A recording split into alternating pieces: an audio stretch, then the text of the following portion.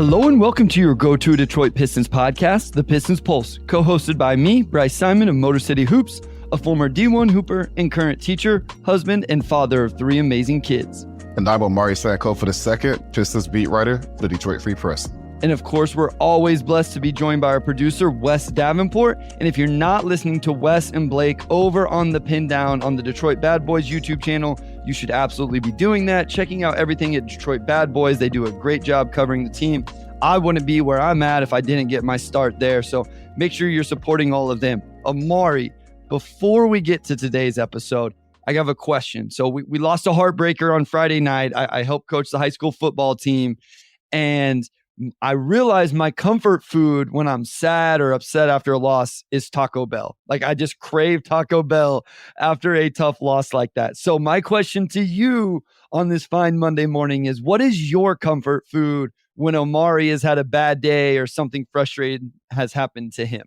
What's my comfort food? I feel like, I love food. So really any food could comfort me. Like, I don't know if I have like a go-to comfort meal, but I would say if I'm feeling down in any way, I need something like a little sweet, but I'm not really a candy guy. I'm more of like a pastry type of guy. So like a donut or like a warm brownie, like cake, like anything like that will like absolutely get the job done. Like I'm very much a pastry type of person. I don't eat a lot of sweets, but sometimes you just get a hankering. You're just like, let me go find a donut somewhere. Detroit's not really a donut city, so that's tough. Like I used to live in cities, you could get a donut at any time. Detroit, you have to buy donuts in advance, which is tough because you got to go out to the burbs, and I don't go out to the burbs. So Taco Bell's a good one too. Like, how far is the Taco Bell from your high school? Yeah, so I got into this with Sam last night because I asked him this question also. And so it's 20 miles, which people will like freak out, like, oh my gosh, 20 miles. But it only takes me 20 minutes to drive those 20 miles. So people in the city are like,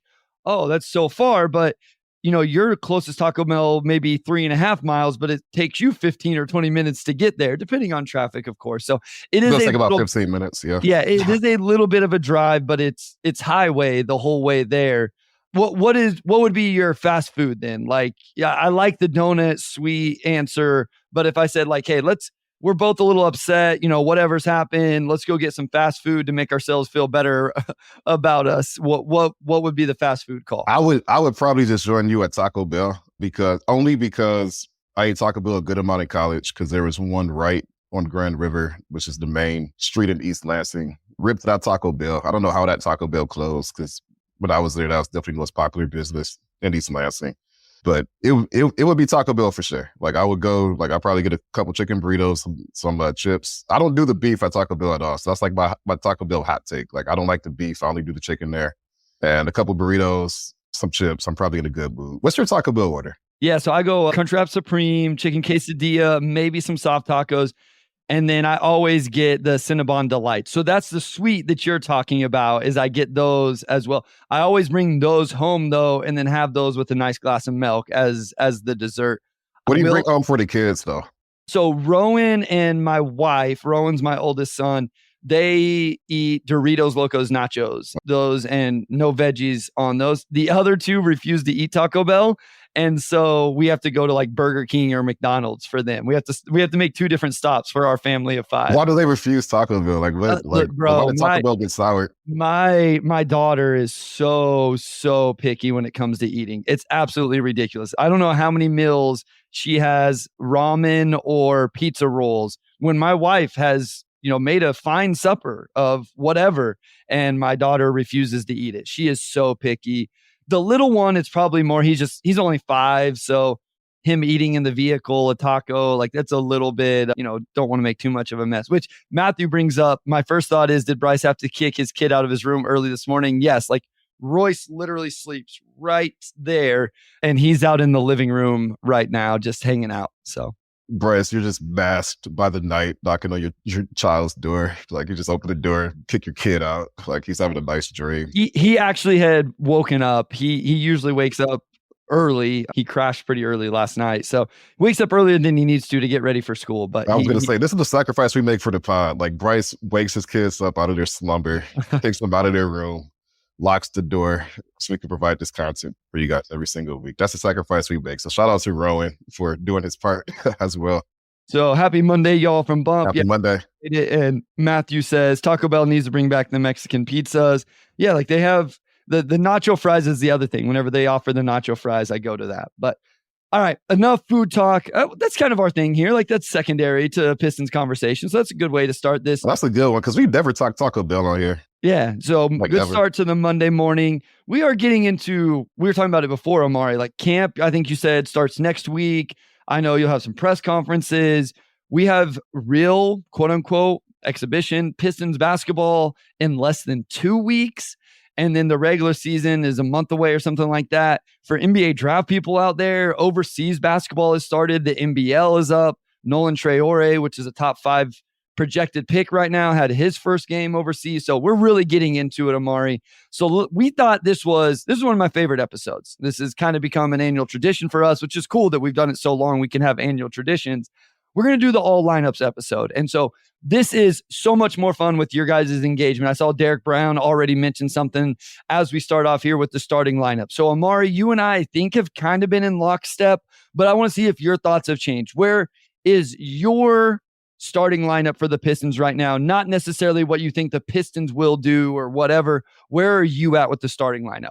So I've been in the same place pretty much most of the offseason, and I feel like a lot of people probably have, you as well. But just looking at this roster, I think it's really tough to not have Tobias Harris and Simone Fontecchio as those starting forwards. And then from there, it's pretty straightforward, right? Cade Cunningham, Jaden Ivey, Jalen Duren.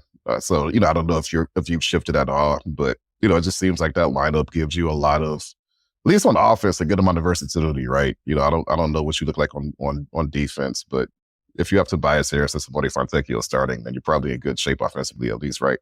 Yeah, so that's where I've been. My major push for that is, we'll talk a lot about the floor spacing as we go throughout this episode. A lot of the lineups are inherently going to drive that conversation and who you can play together and who you can't and how the floor opens up whenever certain people are on the floor together.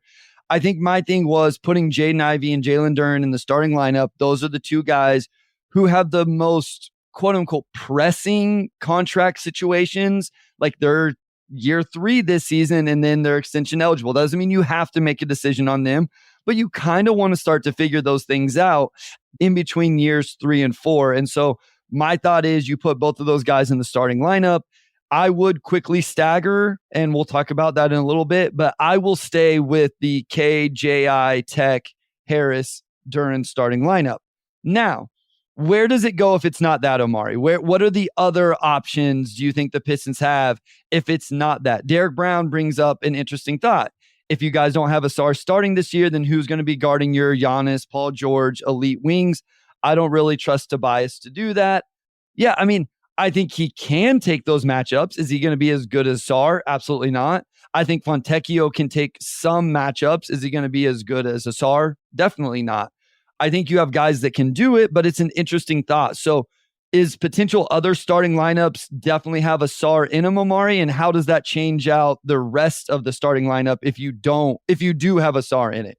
So the issue, well, it's not really an issue with it. So I think the thing is when Ausar is the only truly plus perimeter defender on the roster, it kind of puts him in a position where, and you want to play him anyway, but you have to solve the lineups from there, right? To accommodate for the fact that he didn't really shoot the ball last season. I would still probably start Ausar in that scenario, but the other thing I look at is, can you start Isaiah Stewart in some of those lineups as well? And then you move Tobias to the 3, and everybody just sighed. They're like, oh, the too big lineup. But when you talk about defending Giannis, to me, that makes you want to put Jalen Duren and Isaiah Stewart in the front court together. So you can have a Brick Lopez as well. Is Ausar a great matchup for a Giannis? I know we're very specific here, just mentioning Giannis, but nobody's a great matchup for Giannis. But I don't know that Ausar has the physical build yet to be a good matchup for I think of Ausar more as like Jason Tatum and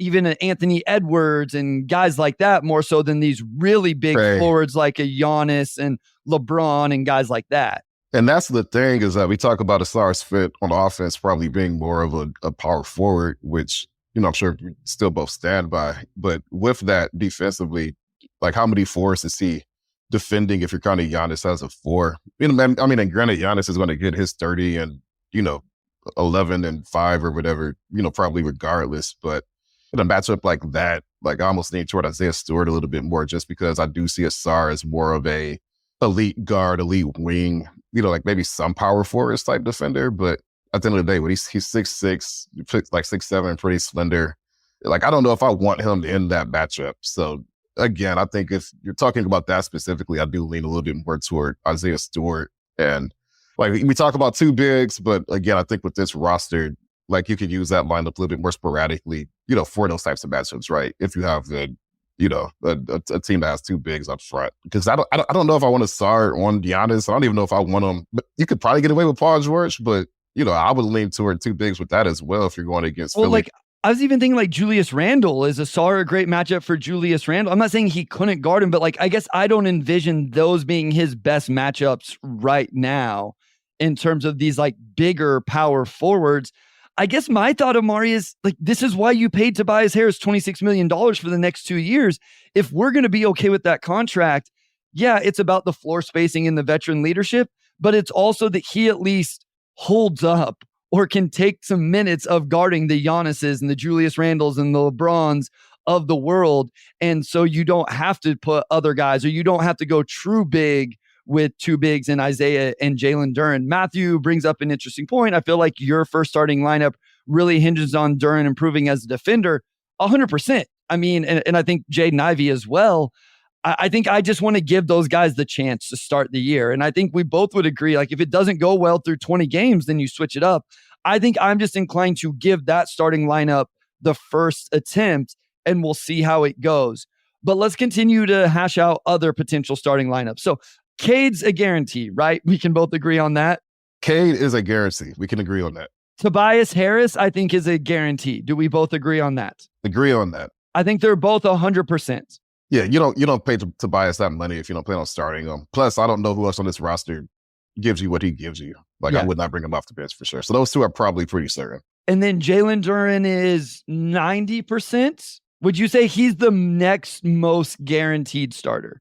I would say so. I think one, there's just, the precedent of him being the starter the last 2 years. And obviously year 3, the organization needs to know really what he is going into next summer, especially with the new regime. I think like not starting him, you lose a lot. But there's a scenario I laid out in a recent story, sort of looking at, players with the most to prove and how, certain rotations could shake out. And if Duren's not holding his own defensively, to Matthew's point about Duren, proving as a defender, if he's, getting killed in practice defensively and opening night comes and JB's like, I'm not sure about this. Like you do have Paul Reed and Isaiah Stewart. Yeah. And both of those guys, like last season were further ahead defensively than Duren was. I don't think Paul Reed starts, but again, if you're looking at starting Isaiah Stewart just because of the floor spacing and defense, now you can justify maybe putting Ausar in at the 4 and Tobias at the 3 because you have that spacing at the 5. So, like 90% Duren just because, like, again, like this guy's going to be a franchise pillar in some capacity if he lives up to his potential. But with that, Isaiah Stewart's not a bad starting 5 for this team. I think with the depth they have at center, you could definitely get away with it. There's only a handful of centers who are truly crushing him from like a size standpoint and really, sort of ruin that matchup from the interior, like Jonas Valanciunas, maybe you go back to Duren. But beyond that, yeah, I mean, I think this is the type of camp where you have two players who are going to put pressure on Duren to improve defensively. And they haven't really had a type of scenario in past seasons. So that's where I am with that. Like, I would say 90%. Like, I don't know how you feel about, JD and if he should start or what, but I would say 85, 90%, as long as he continues to make those improvements on defense and JB feels pretty good about it. Yeah, I mean, I've been pretty critical of JD on the defensive end and really want to see it. But again, I think I would start him because I want to see if he could. I mean, I guess you bring up an interesting point. I think where this all leads to is if you're starting JD, I personally think it's harder to get Ausar in the starting lineup because you have two complete non-floor spacers. And I want to emphasize there's a difference between non-floor spacers and bad floor spacers. Jaden Ivey's a bad floor spacer right now, but he's not a complete non-floor spacer. No, maybe Ausar's jumper got better over the offseason. Like, that's a real possibility. And if he's able to knock down even just corner threes, this whole equation changes. I can get behind a little bit Ausar and Duren starting together, but not with J.I. If you're starting JD and Ausar, then I think J.I. is out. And it has to be either Tech, Tim Hardaway Jr., or Malik Beasley. You have to have a real floor spacer playing with those guys. I think what would be interesting, again, I wouldn't go here, but Omari, what would you think of a starting lineup of Cade, Tech, Ausar, like as quote unquote the 2, Tech, Harris, and Stewart? So for some of the size you're giving up with Stewart, the 5, you're getting it back on the wing with Ausar, Fontecchio, and Harris. Like that's a pretty good trio of wing size, along with Cade at the 1, pretty good size. Can you get away with that and almost be very, very switchable across the board? I was going to say, you do that, like Cade's your smallest player at 6'6", and pretty much everybody in that lineup is between 6'6" and 6'9", right? So that probably could give you a bit more utility on defense. You have 2+ defenders in the front court that can handle the perimeter, and Isaiah Stewart and Ausar. You have 4 shooters, especially if you're starting Malik Beasley at the 2. Well, I guess offensively, the 2 in this scenario, but there's definitely some upside there. Like the more I think about it, the more I'm just really intrigued by Isaiah Stewart on this team. And we haven't talked about Isaiah as much, but it's just the fact that he's the most proven defender in the front court and he can space the floor. Like that just gives him a really unique skill set. And whether he's starting, coming off the bench, whatever, if you're going to have Ausar Thomson in that rotation, and you probably do just because of the defense, I think you pair him with Isaiah Stewart as often as you can.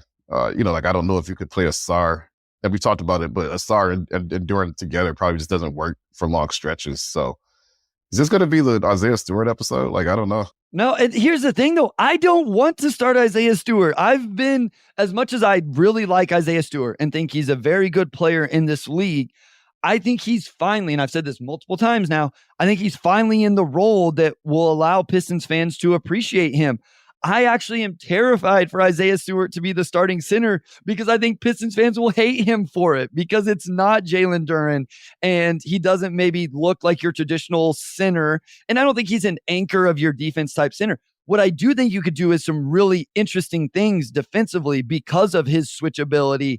And then if you had certain wings along with Cade, you could do a lot of switching. Michael asks, if Jalen Duren could improve significantly in one area on defense, which one would make you comfortable starting Ausar on the bench?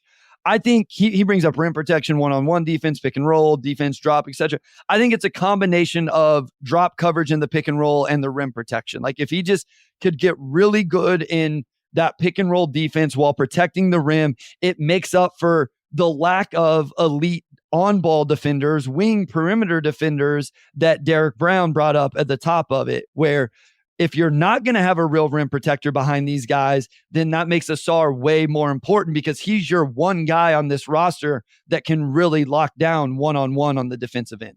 No doubt. Let me ask you this. So Isaiah Stewart's been maybe somewhat polarizing for fans just because, I feel like his game, and we talked about it before, but I think his game will pop on a team that's like actually good and you can appreciate what he brings to that end of the floor. But just completely removing the fan aspect, whether fans like it or dislike it or what, purely on merit, do you see the argument for Isaiah Stewart being the starter on opening night? Like just purely basketball on floor matchups. What would have to happen for Isaiah Stewart for you to feel comfortable with him the starter on opening night? If you wanted to start Ausar. I realize I'm oversimplifying this and like beating the same point home. Maybe I'm playing too much into wanting floor spacing, but it seems like the front office finally really prioritized it. And I think I would be frustrated watching games where it seems like they prioritize floor spacing and then they run out 6 minutes to start every game of J.I., Ausar, and Jalen Duren. So if they want to prioritize Ausar Thompson, Omari, I'm fine. I mean, our guy Koo, I think feels like Ausar. I don't want to put words in Koo's mouth, but I think, Koo feels like Ausar is the second most important young player, which is cool. Like, fine. If that's the case and you really want to prioritize Ausar and think he needs to be in the starting lineup with Cade, then I think you should probably start Isaiah Stewart at the 5 and roll with that. And I would be okay with that. So Ausar is the hinge factor in that. And I think I agree, just because you don't want to play Ausar and JD together. So Ausar and Isaiah Stewart almost have like this symbiotic relationship, right? Like you want to play them as much as you can. Yeah, like I think Ausar and Stu front court is very exciting to me. Like I love the idea of those two guys playing together. I think they play off of each other very well as kind of a quote unquote front court. I know there's a undersized aspect of that, But yeah, listen, you can survive Ausar and Duren together. You absolutely can. You can figure that out. But I don't think you can then also have a bad floor spacer in Jaden Ivey on the floor with those two. So then that's where it gets even more complicated. Okay, you want to start Ausar? That's fine. You want to keep Jalen Duren in the starting lineup? Cool. Then you have to pull J.I. out and put in Tim Hardaway Jr. or Beasley or Fontecchio. So I think that's where it just gets interesting. It all depends on who you want to prioritize, Omari. And I think both of you and I are I don't think this means we're any sort of way about Ausar. I think we're both very excited about Ausar. I think we both want to prioritize J.I. and JD to start this season because I think it's more pressing to figure out what they are and how much they've grown and those type of things. Right. So you have the coach, like on floor aspect, but then you also have the organizational, what Yeah. it's going to be in 3 years aspect. And I guess those things are contrasting in some ways. So let's go to break real quick. Yeah. Let me address one thing from Bump. He says no faith in J.I. improving his three. I was just about to one final caveat. This is not taking into account floor spacing improvement from any of these guys, which is a real possibility, right? They brought in Fred Vincent. Hopefully it's happened in one offseason. So yes, if J.I. becomes a better catch and shoot guy, if Ausar, I mentioned that earlier, better from the corner, a lot of these arguments are mute and it doesn't become as much of an issue. So that's a great point, Bump. Any of these guys take a bump in their 3-point floor spacing and it makes all of this stuff much easier. That does change the calculus. We'll come right back to this in segment 2. We're going to get into some bench units, some staggering as we discussed now, and then we're going to talk about some more niche situational lineups.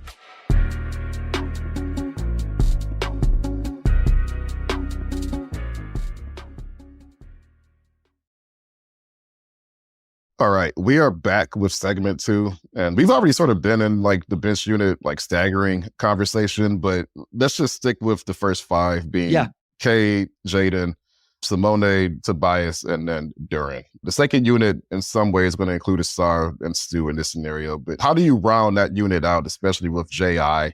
probably being the de facto backup point guard on this team, right? And that's what I wanted to emphasize as we got into this is I would stagger J.I. out after like 5 or 6 minutes. So I would start those guys. I think you want to see how Cade and J.I. can play together, but then you can stagger in. Like, honestly, 6 minutes, you could stagger in, Tim Hardaway Jr. and Ausar right there and Stu, right? Like you could, or, play a couple minutes of Ausar and Duren together and then bring in Stu for Duren.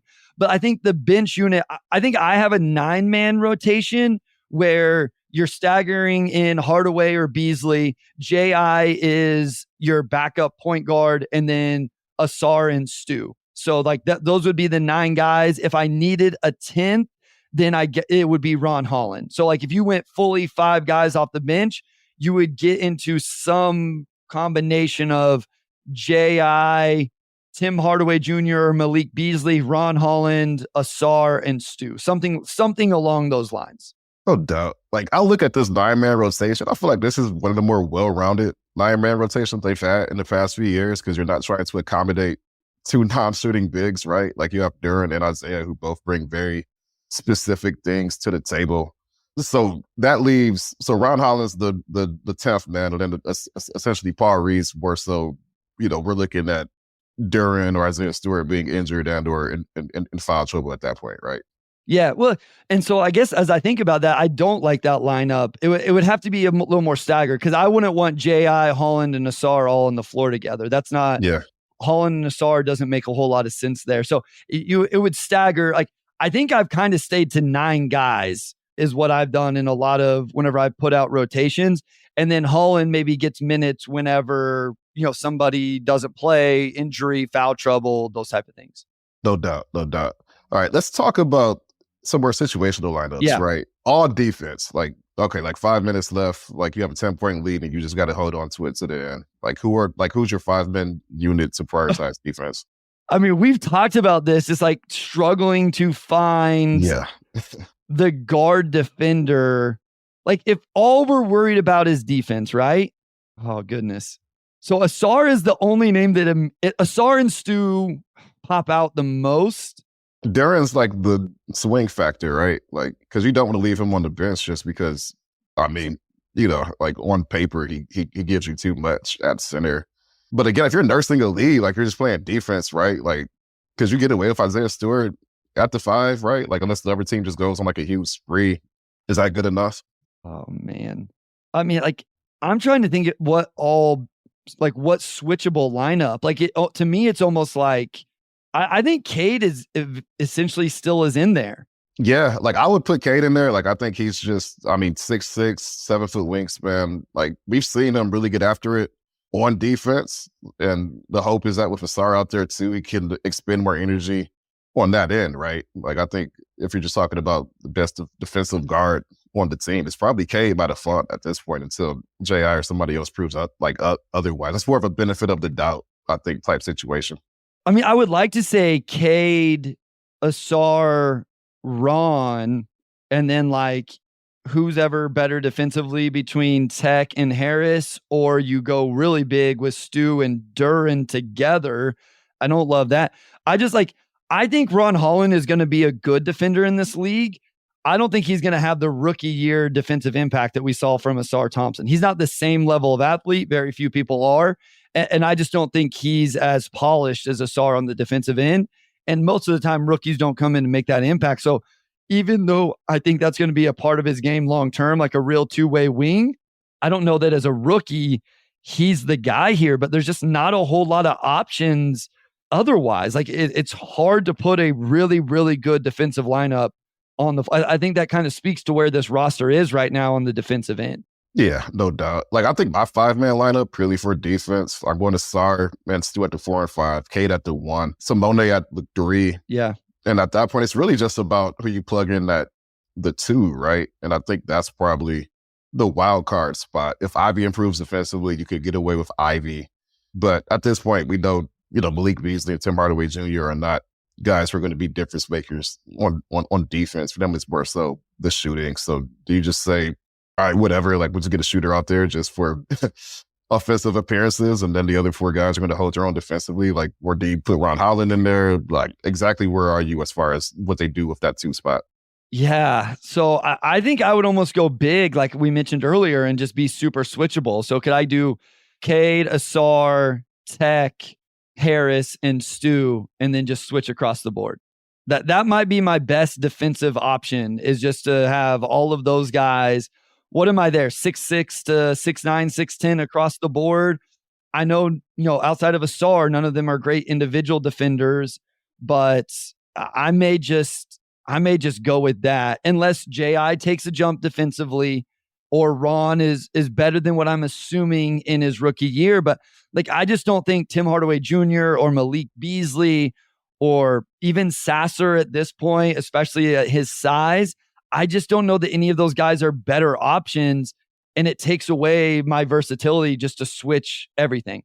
Well, if you just want size, what about Bobby Klintman? Is that too out there? No, I think it speaks to where this team is defensively, that he's at least worth it. Here's the thing. Like, I think Danis Jenkins is the best ball screen navigator of anybody on the roster, on a 2-way. So if it's like, you just know you're going to get heavy ball screens, over the last 5 minutes of this situation, maybe you put him in there and you just let him navigate ball screens. But yeah, Bobby is, again, I don't think rookies always come in and are ready on the defensive end. There was some questions about him coming into the draft anyway on that end of the floor, but just in terms of the size and the length, and again, if we're talking versatility and switchability, there's an argument there. Like, I think you can throw out about any name, and I don't have a big leg to stand on to push back against it.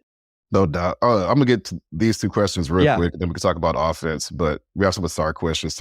Thomas, big as a defensive coach, the way Ausar comes off the bench, he's going to be like a shiny new toy that Bickerstaff wants to play with. And then Sharon says, you have to start Ausar so that Cade doesn't have to guard the other team's best backcourt player. So there's like a lot of push for Ausar starting simply because of the defensive. And I was going to mention, so JB did start Jared Allen and Evan Mobley together in Cleveland. Neither of those guys are great shooters, although Evan Mobley's probably, better than, Duren and Ausar, at this point. But he's still not a guy that's going to hit like 2-3 threes a game, right? Like, is there any merit to could this team survive with Ausar and Duren if you have Bias, Simone, and Cade rounding out the rest of the 3? Because you have to have 3+ shooters at those every 3 spots if you're starting Ausar and Duren. I would bring Ausar off the bench, but he has the best defender, so I get where people are coming from. I understand it as well. Like I've said, I will not push back hard on an Ausar Duren starting lineup if J.I. is not also starting, unless, as Bump brings up, J.I. really improved his jumper. I don't know that he's going to improve it enough to make that floor spacing work. I would just have some frustration of prioritizing floor spacing this offseason, Omari, or theoretically prioritizing floor spacing and then playing the first 6 minutes of every game with J.I., Ausar, and J.D. when you have guys like Tech, Beasley, Tim Hardaway Jr. So I would understand it. It wouldn't be my first choice, but I wouldn't have any major pushback if it was Cade and Tech or Cade and Beasley and then Ausar, Harris, and Jalen Duren starting lineup. My answer to Sharon Dalton's question is I would ask Jaden Ivey to do it. Like I would ask J.I. to step up and take the other team's best perimeter offensive player. Like you aren't having to be the primary on ball right now because Cade is doing that. So you expend some more energy on the ball and you take that matchup. And I would be interested to see if he can improve and do it. I think J.I.'s one of his biggest weaknesses defensively is actually off the ball, like staying focused. I would put that onus on J.I. The other thing I'll say with the non-J.I. starting lineup is I think another possible like interesting aspect of starting Ausar is he would kind of be your secondary creator, right? Let's say it's what, Cade, Tech, Ausar, Harris, and Duren. Asar's kind of your secondary creator there. So I guess you could see how he was able to handle that in that lineup as well. Yeah, and that's the thing too, is that just the way this roster is built, I was thinking about this last week, but I did kind of wonder if we could see Ausar handle a bit more playmaking, just out of necessity, right? You know, and I wonder if that's part of the plan anywhere as well. Personally, I would not, I just wouldn't start Ausar and Duren. I just don't think you could start a game with two non-shooters like that in today's NBA and, you know, stay competitive. But if you're doing the 6 minute in rotation, then, you know, I'd probably sub out, you know, one of Fontecchio or Tobias and Duren for Stewart and Ausar and let them finish the first quarter. Like Ausar's not playing off 48 minutes regardless. So, you know, for me, it's not a big deal if he starts or comes off of the bench. His minutes are probably going to be the same. And the extent he plays just really comes down to matchups and game flow anyway, right? So I'm probably not as stuck on that. Let's get to offense. Sure. Really quickly. They're down 10, 5 minutes left. They have a lot more options for this one, right? Who are your five guys on the floor? Yeah, so I think what you go, I mean, is the argument Cade, you go Cade, Hardaway Jr., and Beasley, all three, and then... I mean, you could, right? I mean, you have to talk about it at least. And then Tech or Harris probably Harris at the 4 and Stu at the 5? Like, you just really space the floor and go crazy? You could really space the floor and go crazy. It's kind of fun that we have these options. Offensively, the conversation gets hard because do you go floor spacing with Stu at the 5 or the lob threat with Duren? Do you go like the floor spacing two guards in Hardaway Jr. and Beasley, or the downhill guy in Jaden Ivey? So like you have real options here. It is kind of interesting to hash out. No, you definitely do. It's funny because their starting lineup, you know, in some ways could just be the offensive lineup, right? You have Cade, Ivey, Harris, Fontecchio, and Duren. Three of those guys could shoot. You know, J.I. is going to create havoc. And then Duren being the lob threat he is, like, you know, he improved as a passer last season. So going back to playmaking, I wonder if they could, you know, run some playmaking with him. Beyond that, yeah, I mean, there's so many ways they could go with this one, right? Like, I would feel cool with Cade Cunningham, Beasley, and Hardaway at the 2 and 3. And then you have one of Simone or Tobias at the 4 and then Stu at the 5. Like, you could go Cade, Tobias, Simone, you know, put Hardaway in there and then go with Stewart. Like, there's so many different directions I could go. Like, I don't even know if there's one lineup, you know? I knew we were going to get some B-ball Paul comments as well, like Paul Reed, if you're just trying to get some buckets. And so I think the argument for Hardaway Jr. and Beasley in this situation is like, those are real volume shooters, like volume 3-point shooters. I did a trivia last night on Game Theory, and it was, you know, the recent seasons where somebody's averaged 11 3-point attempts per 36, which hasn't happened a lot. It happens essentially a couple times a year. Malik Beasley has had 2 of those seasons in the last 3 years, Omari. So Malik Beasley is a real like floor spacer. Tim Hardaway Jr., we know, can get shots up and get them up quick. And so you can really put that around Cade Cunningham. Like, part of me almost wants to go Cade, Beasley, Hardaway Jr., Tech, and just play Tobias Harris at the 5 and just go crazy with that. So nobody over 6'8", but everybody can get a bucket. Like Yeah. like when I think about it, if you're going all offense, like I think I want Malik Beasley out there regardless. What's the point of having these unconscious gunners on the team if you're not going to play them? Yeah. But you need points, right? So I think I talked myself into Malik Beasley absolutely being within that unit. Yeah, no, I think Beasley and Hardaway Jr., I've talked myself into it. And yeah, and then the big man spot is kind of just, what do you need? Like, do you think Cade needs that lob threat still? Do you not?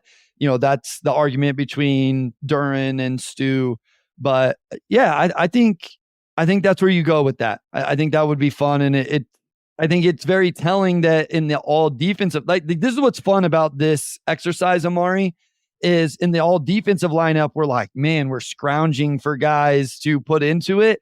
And then in the offensive one, we're trying to hash out who doesn't get to be in it, And so I think that's very telling of where this roster is and where I think it personally leans offensive heavy. I'm not saying they're going to be a top 10 offense, but just where I do think it leans offensive heavy and floor spacing is a real option now for JB.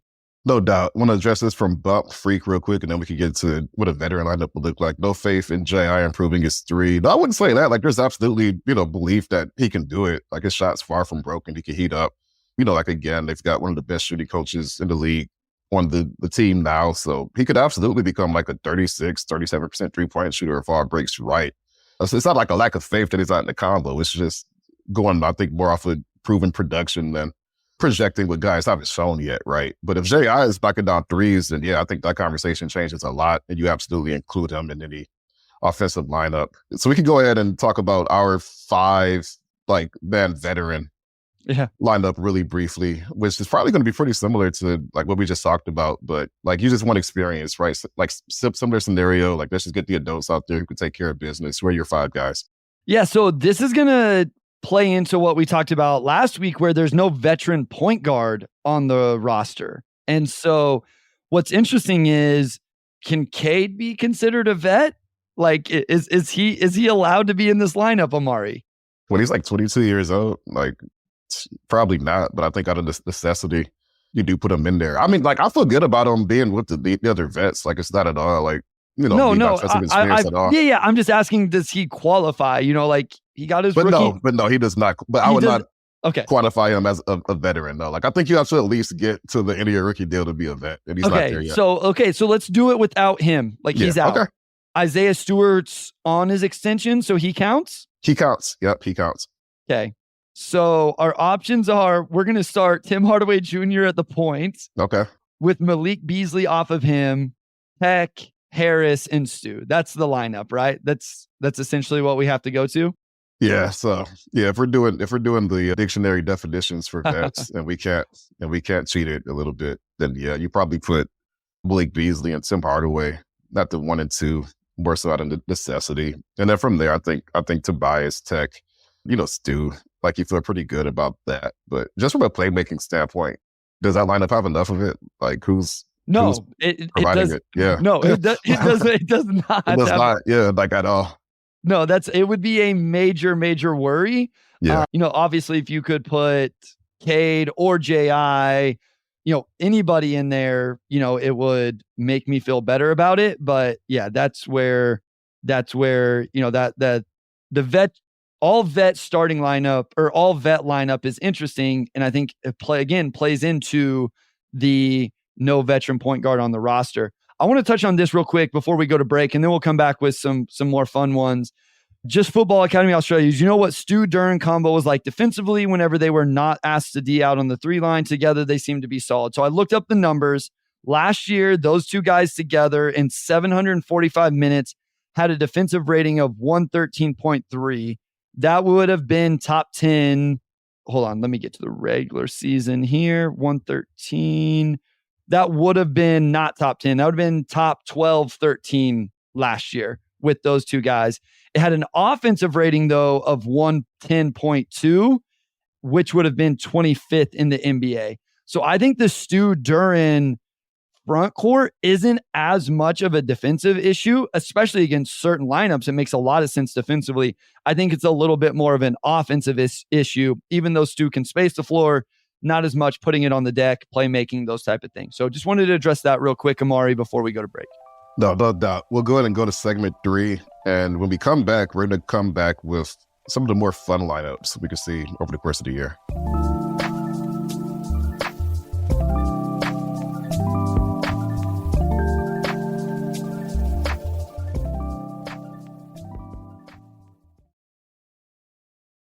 All right, segment 3, quote unquote fun. Let's start with the most athletic lineup. 5 best athletes. Bryce, go. 5 best athletes. So I would go J.I., Ausar, Ron, Duren at the 5. So the top 4 is probably pretty straightforward, right? I mean, the top 4 is just when you get to that 5th player, it's like, okay, like, where do we go now? Yeah, who's my 5th player? Ooh. I might go Simone. Like, he's not like an athlete, but I think he does. But I think he's bouncy enough in enough areas that, you know, you can kind of construe it. And you still need some shooting in there too. So, you know, like, maybe not quote unquote like dunk contest athletic, but I think it works. That's what the top 4 is going to be the same for both of us. It's just that 5, right? Like, I would probably go Simone. Okay. Yeah. Interesting. And that at least gives you a little bit of floor spacing. Yeah. What about Paul Reed? What if he I was going to give Paul Reed. I was going to give Paul Reed some love here just because we haven't, penciled him into many of these lineups. So as I was looking through the roster, I was like, who needs some love? Like, I was going to give him or Bobby Klintman some love here at the 4. If I was being real, like, I probably would go Bobby. Yeah. In this situation, just because he is younger than the, Tobias Harris, obviously. I think he's probably more athletic than Fontecchio. So maybe this is the Bobby Klintman portion of the episode. We just had a fun question about another lineup that maybe Bobby will be a part of here as we get into it. But yeah, I think I'll go that. I'll go J.I., Ron, Ausar, Bobby Klintman, and Jalen Duren. I would probably go Paul Reed over, but I get Bobby just because he's probably the better shooter. But like, what Klintman hit, he shot like 31% from 3. And he had like 57 attempts, which is not really quote unquote floor spacing. But Paul Reed comes, like, he hit 1 3-pointer like earlier in the game, right? Is that enough for you to be like, okay, I could put Paul Reed and Duren next to each other and probably be all right? What would have to happen for you to go with a Duren Paul Reed front court? I mean, I will do, like, sure, we can try it out, but Klintman shot 42% in summer league last year. In the NBL, he shot 34% from 3 on 33.5 attempts. He's had stretches. It is his freshman year at Wake Forest when he really popped. A lot of people thought he was going to be in the 2023 draft. Yeah. He had a really good stretch to end his freshman year at Wake. But no, I mean, we can try Paul Reed. I'm just trying to give Bobby some love here. No, I feel that. I like, Paul Reed. I just feel like a Paul Reed Duren front court would just be fun to watch. Like, I don't know how it would work at all, but if it ever gets to that point, I think it would be pretty fun. Do we see that this year, Omari? Do we see a Paul Reed, Jalen Duren minutes? Like, I'm trying to think of a scenario where you would go with that. And I don't know. Like let's say Isaiah Stewart, like ankle sprain, he's out for like 2 games.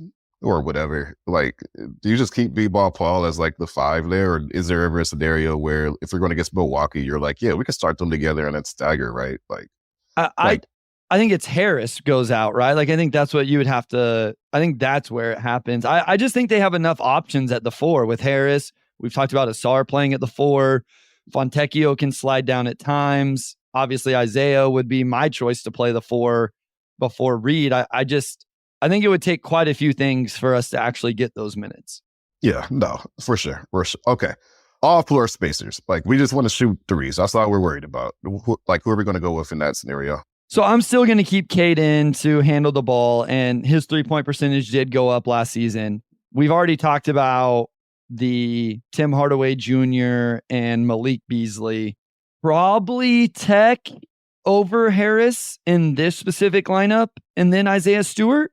Probably Tech over Harris in that scenario. You can't really go wrong though, right? It's just, at that point, I guess it's more so like game flow and like what you need offensively. Tech's probably going to play off of Cade a little bit more than Tobias will, which I guess in the scheme of the game, I don't really know if that matters at all. But I'm probably pretty similar. Like, you have to start Isaiah at the 5. I think you have to keep Cade at the 1. And then you just pick whoever in between, right? You could go Beasley, Hardaway, Fontecchio, I feel pretty good. You could go Hardaway, Fontecchio, Harris, I feel pretty good. You could even sneak, Bobby Klintman in there if you wanted to, and he's shooting the ball pretty well. You could go Sasser, if he's shooting the ball pretty well, we haven't talked about Sasser a lot, but if it's just floor spacing, I would absolutely consider Sasser at the 2 next to Cade there, because we've seen how much he can heat up and change games. That's fair. I was gonna say this is probably the time to really talk about Sasser. I don't know. Yeah. We talked about as we went through the rundown, starting 5. That's not a Sasser conversation. We probably should have talked about him in the all bench unit. I just think it's hard for him to find minutes if you're staggering Ivey into the second unit, or even starting Ivey in the second unit with these other guys that can space the floor. Obviously, the defensive one, he could have had more of a conversation there, but this is probably the one where, or the offense, there's an argument that just because of the way Sasser can heat up Omari, that maybe we should have at least mentioned him whenever we were talking about the all offense lineup, because we've seen him do it, in the NBA, where he just gets going and it's really tough to stop him, and he can go fill it up really, really quick. Yeah, let's stay with Sasser for a little bit. Yeah, just because we haven't talked about him as much. We know he could shoot it. He can handle the ball a little bit. But let's say he really figures the playmaking out. He kind of figures out that shift between, I don't need to get myself going. I can just run some P&R. You don't need him to be Chris Paul, right? It's just take care of the ball, make the right read. You don't need a lot from the backup point guard. Let's say Sasser shows that he can handle that role. How much does that change your thinking as far as some of these lineups, whether it's bench or whatnot, if Sasser's a legitimate point guard caliber type player? So K-Barb says, feels like we're all assuming that J.I. is going to get the backup point guard minutes, but should we really be surprised if Sasser is the backup point guard? He played point last season and also during Summer League. Yeah, I wouldn't be surprised. I guess my question would be what is J.I. then? Is J.I. only playing off the ball all the time? Is that the best use of him? I would have to really think, what do I think about a J.I. Sasser backcourt in the second unit, Omari? And then my thing is, if Sasser's playing, where are the minutes for Tim Hardaway Jr. and Malik Beasley? I'm not saying you have to prioritize those guys over Sasser. I think there's an argument that you shouldn't, right? Because you invested draft capital into Sasser. I guess I'm just assuming they'll play. I'm just assuming they'll play those vets, but maybe I shouldn't. And K-Barb, I want to give him or her as an FYI, I don't think Sasser should be playing point. I think they were just throwing out the possibility of that idea. Sasser's the one I haven't figured out. Straight up, Omari, I don't know. I haven't figured out. I have a hard time finding his rotation minutes with the current roster construction. Maybe he's the guy that when someone rolls an ankle or something like that gets minutes. I kind of have him on the outside looking in, though, to be honest.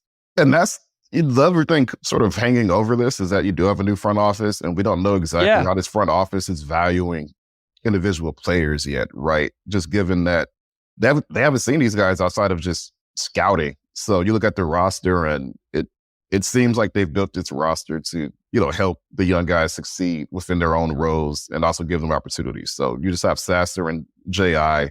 as point guards 2 and 3 on the roster going into the season. And, by the trade deadline or whatever, you have a pretty good idea of what those guys are. So again, I think, I don't know how much Sasser plays quote unquote point guard, but just looking at the roster, if, J.I. or Cade are in foul trouble, or if you have any time, we are going to see that just because of how the roster is built. So one way or another, I think we'll have an answer to that question by the end of this season.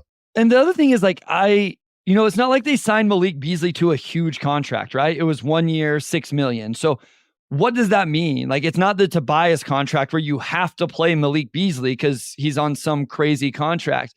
I still don't know how I see the Tim Hardaway Jr. acquisition. It was Dallas wanted to get off the money, but you did send out a real player in Quentin Grimes, who knows, with injuries and stuff like that. So it's were those guys acquired to play? Were they acquired for depth? I can't imagine Malik Beasley signed just to be a depth piece.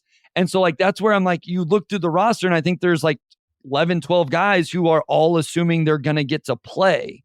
And so there's just a couple guys that aren't, whenever everybody's healthy, there's a couple guys that just aren't going to play. So it'll be interesting to see how they are able to hash that out. I got school here in not in 4 minutes, but I have 4 minutes, and then I have to start transitioning to going to my real job to be a teacher. So let's answer this last one, Omari, from Just Football Academy Australia. you guys have a shut it down lineup, a capture the flag, as I heard Keith Smith say on the front office show the other day, trying to get in the Cooper flag, Ace Bailey, VJ Edgecombe, etc. sweepstakes. What is the end of the season tank lineup? Let's say this is the Pistons play really good till the trade deadline, Omari, and then they need to lose some games to stay in the lottery, keep that pick. Let's be a little more optimistic with this. Who's getting those minutes? So if you're just going like young guys, like we're past the trade deadline, maybe, one of the vets, when the expiring deals got, traded or whatever that may be.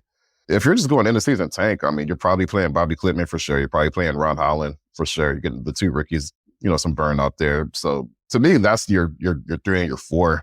So it's just who do you round them out with? You could go with any of, I don't know if you shut Cade down at that point, but I was shutting Cade down, but not Ivey.